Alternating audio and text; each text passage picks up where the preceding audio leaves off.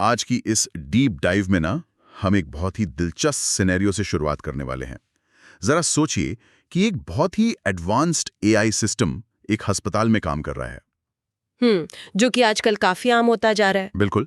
तो एक डॉक्टर उस सिस्टम से एक मरीज के लिए पेन किलर प्रिस्क्राइब करने को कहता है और सिस्टम के डेटाबेस में साफ साफ लिखा है कि मरीज को ना एनएसएड्स नाम के ड्रग ग्रुप से एलर्जी है। ठीक है, मतलब सिस्टम के पास ये जानकारी मौजूद है। हाँ, जानकारी है और सिस्टम को ये भी पता है कि फार्मेसी में इबुप्रोफेन नाम की दवा उपलब्ध है, लेकिन वो एआई फिर भी मरीज को इबुप्रोफेन दे देता है और नतीजा मरीज को एक भयंकर एलर्जिक रिएक्शन हो जाता है। अरे बाप रे, लेकिन ऐसा हुआ क्यों? एग्जैक्टली, यही सवाल है।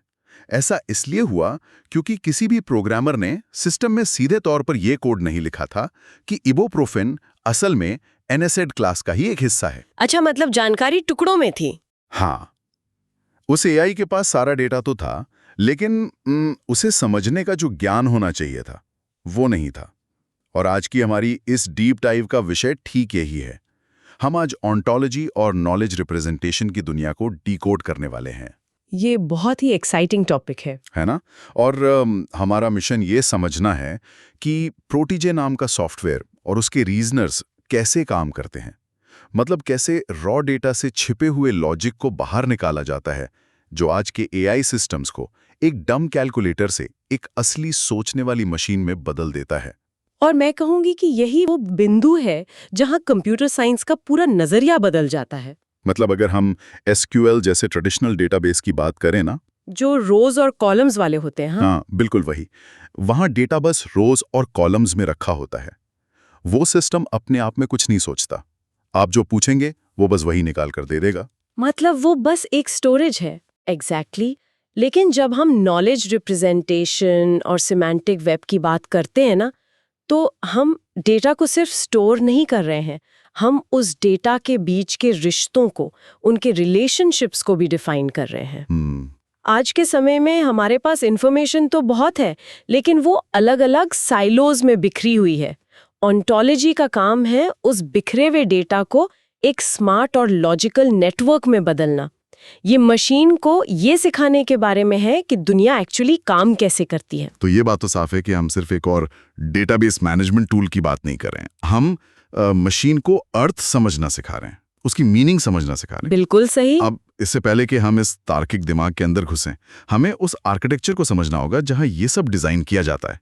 मैं प्रोटीजे की बात कर रहा हूँ। स्टैनफोर्ड यूनिवर्सिटी ने इसे डेवलप किया है और ये एक ओपन सोर्स ऑन्टोलॉजी एडिटर है। हाँ, और ये बहुत ही पावरफुल टूल है। साथ ही ये OWL यानी वेब ऑन्टोलॉजी लैंग्वेज को सपोर्ट करता है। लेकिन अगर हम इसे विजुअलाइज करना चाहें तो कई लोग इसे एक खाली कैनवस की तरह सोचते हैं, पर मुझे लगता है कि ये उदाहरण इस तकनीक के साथ न्याय नहीं करता। मैं भी सहमत हूँ। कैनवस बहुत ही साधारण शब्द हो जाएगा इसके लिए।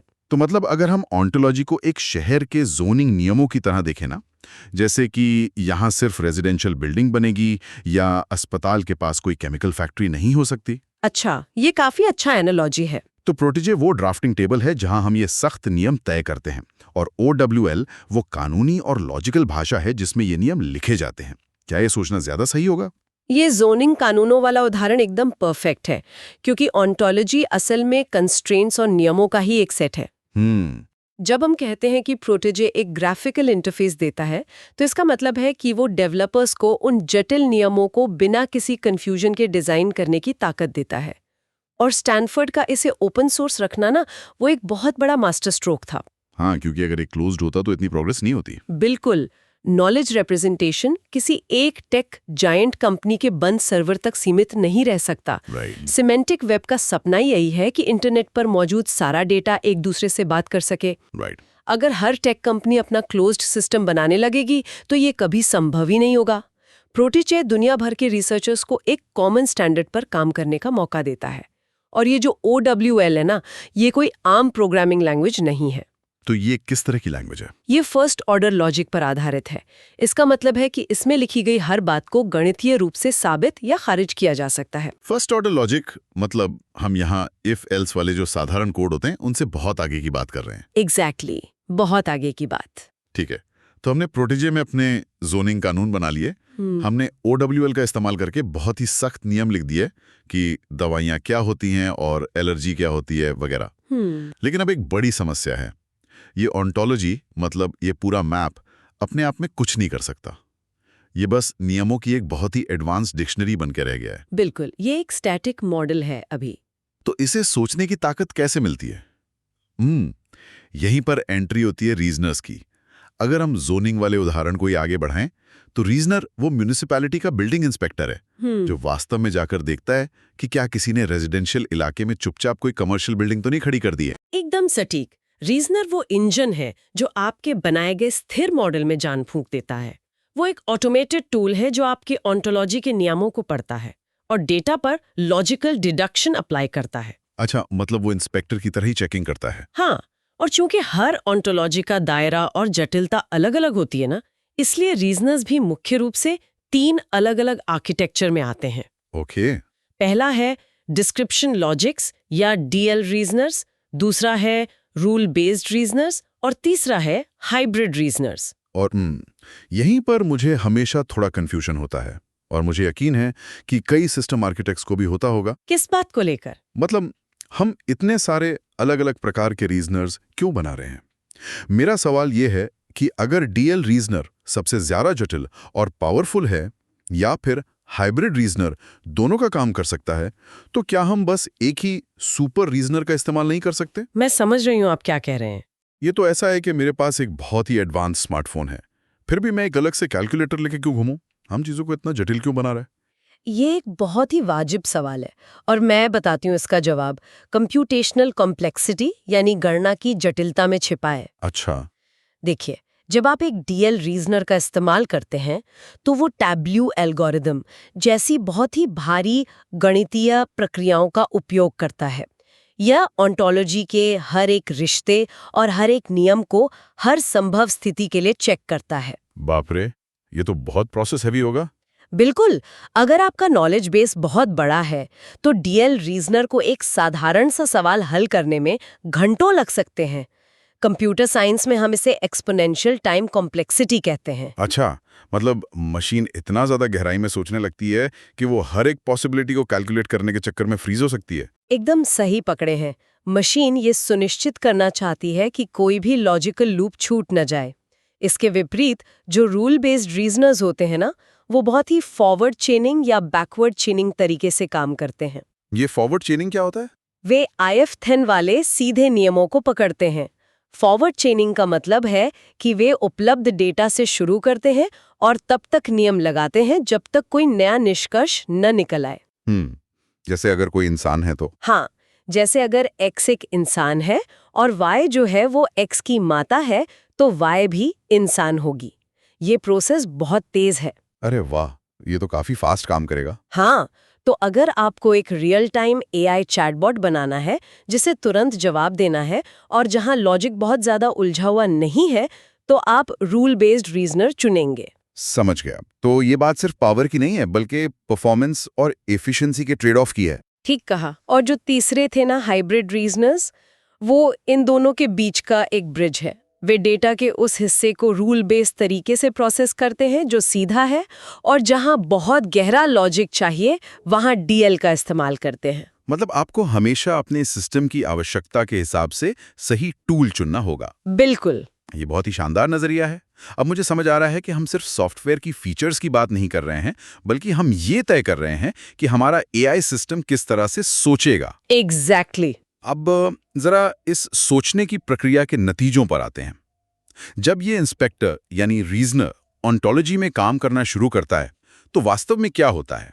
मेरी जानकारी के हिसाब से ये मुख्य रूप से 4 काम करता है: consistency checking, classification, query answering और नए ज्ञान का अनुमान यानी इन्फरेंस। हाँ, यही 4 मुख्य स्तंभ हैं इसके। चलिए इन चारों को एक एक करके डिकोड करते हैं। तो कंसिस्टेंसी चेकिंग से शुरू करते हैं। ये सबसे बुनियादी लेकिन सबसे जरूरी काम है। मान लीजिए आपने अपनी ऑन्टोलॉजी में एक नियम बनाया है कि शाकाहारी पिज्जा वो है जिसमें कोई भी मीट टॉपिंग नहीं होती। ठीक है, ये तो बहुत सीधा और लॉजिकल नियम है। फिर किसी डेटा एंट्री ऑपरेटर ने गलती से एक एंट्री कर दी कि पिज्जा मार्गरेटा एक शाकाहारी पिज्जा है और इसकी टॉपिंग में पेपरोनी शामिल है। ओहो। और पेपरोनी को ऑन्टोलॉजी में कहीं और मीट के सब क्लास के रूप में डिफाइन किया गया है। अब एक साधारण एसक्यूएल डेटाबेस इस एंट्री को चुपचाप सेव कर लेगा, उसे कोई फर्क नहीं पड़ता। उसे बस टेक्स्ट सेव करना है, उसे क्या पता पेपरोनी क्या है। बिल्कुल, लेकिन जब आप रीजनर चलाएंगे तो वो तुरंत एक एरर थ्रो करेगा, असंगत या इनकंसिस्टेंट। वो आपको बताएगा कि शाकाहारी होने का नियम और पेपरोनी होने का गुण आपस में लॉजिकली टकरा रहे हैं। ये सिस्टम को करप्ट होने से बचाता है। अरे वाह, ये तो बहुत ही स्मार्ट है। मतलब ये सिर्फ डेटा टाइप चेक नहीं कर रहा है, ये उस डेटा की मीनिंग को इवैल्यूएट कर रहा है। हाँ, यही इसकी असली ताकत है। हाँ, और दूसरा जो काम है क्लासिफिकेशन, वो भी शायद इसी से जुड़ा हुआ लगता है। बिल्कुल जुड़ा है। क्लासिफिकेशन में रीजनर ऑन्टोलॉजी की हिरार्की को खुद ब खुद व्यवस्थित करता है। आपको मैन्युअली हर चीज को उसकी सही जगह पर रखने की जरूरत नहीं है। अच्छा, तो ये ऑटोमेटिक होता है। हाँ, जैसे अगर आप सिर्फ एक नए प्रकार की कार के गुण दर्ज करते हैं कि इसमें 4 पहिए हैं और एक इलेक्ट्रिक मोटर है, तो रीजनर अपने आप क्लासिफिकेशन के जरिए उसे इलेक्ट्रिक व्हीकल और ऑटोमोबाइल की क्लास के अंदर डाल देगा। ये ऑटोमेशन तो किसी भी बड़े डेटाबेस आर्किटेक्ट के लिए बहुत बड़ा रिलीफ है। मतलब घंटों का काम बच गया। बिल्कुल बच गया। लेकिन सबसे दिलचस्प हिस्सा जो मुझे पर्सनली बहुत फैसिनेटिंग लगता है, वो है नए ज्ञान का अनुमान लगाना, यानी इन्फ्रेंस। ये कुछ वैसे ही है ना, जैसे शर्लॉक होम्स छोटे छोटे सुरागों को जोड़कर एक नया निष्कर्ष निकाल लेता है। ये नॉलेज रिप्रेजेंटेशन का असली जादू है, मैं तो यही कहूंगी, जहां इम्प्लिसिट जानकारी एक्सप्लिसिट बन जाती है। मैं इसका एक बहुत ही क्लासिक उदाहरण देता हूँ। मान लीजिए एक मेडिकल रिसर्च डेटाबेस है। हमने उसमें कहीं भी ये टाइप नहीं किया कि डॉक्टर स्मिथ एक सर्जन है। ओके। हमने सिर्फ 2 अलग-अलग फैक्ट्स डाले हैं। पहला कि डॉक्टर स्मिथ ने कल मरीज की अपेंडिक्स की सर्जरी की। और दूसरा नियम हमने ऑन्टोलॉजी के बेस में डाला है कि जो भी व्यक्ति सर्जरी करता है वो सर्जन होता है। हाँ। अब एक साधारण सर्च इंजन से अगर आप पूछेंगे कि अस्पताल में सर्जन कौन-कौन है, तो वो डॉक्टर स्मिथ का नाम नहीं देगा, क्योंकि सर्जन वाले टैग में उनका नाम तो है ही नहीं। एकदम सही। लेकिन जब आप रीजनर के साथ क्वेरी रन करते हैं ना, तो वो उन दोनों अलग-अलग फैक्ट्स को जोड़ता है, अपना लॉजिक लगाता है और निष्कर्ष निकालता है कि अगर स्मिथ ने सर्जरी की है और नियम कहता है कि सर्जरी करने वाला सर्जन होता है, तो इसका मतलब है कि स्मिथ एक सर्जन है। वाओ! ये नया ज्ञान है। रीजनर ने कोई नया डेटा पैदा नहीं किया, उसने बस मौजूदा डेटा के भीतर छिपे सत्य को उजागर कर दिया। और यही वो चीज़ है जो एआई को सिर्फ पैटर्न मैचिंग से आगे ले जाती है। मतलब ये रट्टा नहीं मार रहा है, ये लिटरली समझ रहा है चीज़ों को। बिल्कुल समझ रहा है। अब जब हम इस पूरी थ्योरी को समझ चुके हैं तो इसे प्रैक्टिकली डिप्लॉय करने की बात करते हैं। प्रोटीजे के अंदर जब हम काम करते हैं तो हमारे पास कई रीजनर्स के विकल्प होते हैं, जैसे हर्मीट हो गया, फैक्ट प्लस प्लस है, पैलेट है। हाँ, कई सारे ऑप्शंस मिलते हैं। अब हम यहाँ कोई यूजर मैनुअल तो डिस्कस कर नहीं रहे कि कहाँ क्लिक करना है। मैं इनके अंडरलाइंग आर्किटेक्चर के अंतर को समझना चाहता हूँ। खासकर हर्मिट और पैलेट के बीच का जो चुनाव है ना, वो डेवलपर्स के लिए बहुत क्रिटिकल माना जाता है। यह एक बहुत ही महत्वपूर्ण आर्किटेक्चरल डिसीजन होता है किसी भी प्रोजेक्ट के लिए। हर्मिट और पैलेट दोनों ही बहुत पावरफुल डीएल रीजनर्स हैं, लेकिन उनके काम करने का तरीका बहुत अलग है। अच्छा, तो हर्मिट कैसे काम करता है? हर्मिट हाइपरटैब्यू कैलकुलस नाम के एक बहुत ही एडवांस्ड एल्गोरिथम का इस्तेमाल करता है। इसका सबसे बड़ा फायदा ये है कि जब ऑन्टोलॉजी बहुत ज्यादा बड़ी हो जाती है, जहां बहुत सारे नॉन डिटर्मिनिस्टिक नियम होते हैं, मतलब जहां कई सारी पॉसिबिलिटीज हों। हाँ, तो ट्रेडिशनल रीजनर्स मॉडल की अनगिनत कॉपीज बनाने लगते हैं, जिससे कंप्यूटर की मेमोरी फुल हो जाती है और सिस्टम क्रैश हो सकता है। हर्मिट इस मेमोरी एक्सप्लोजन को बहुत कुशलता से रोक देता है। ये परफॉर्मेंस के मामले में बहुत एफिशिएंट है। तो अगर मेरे पास एक बहुत भारी भरकम इंडस्ट्रियल डेटा सेट है जिसे प्रोसेस करने में बहुत टाइम लगता है, तो मेरा गो टू रीजनर हर्मिट होना चाहिए। ज्यादातर मामलों में हाँ, हर्मिट बेस्ट रहेगा, लेकिन फिर पैलेट की अपनी एक अलग ताकत है। वो क्या है? पैलेट को विशेष रूप से OW2 लैंग्वेज के लगभग हर एक फीचर को पूरी तरह से सपोर्ट करने के लिए बनाया गया है।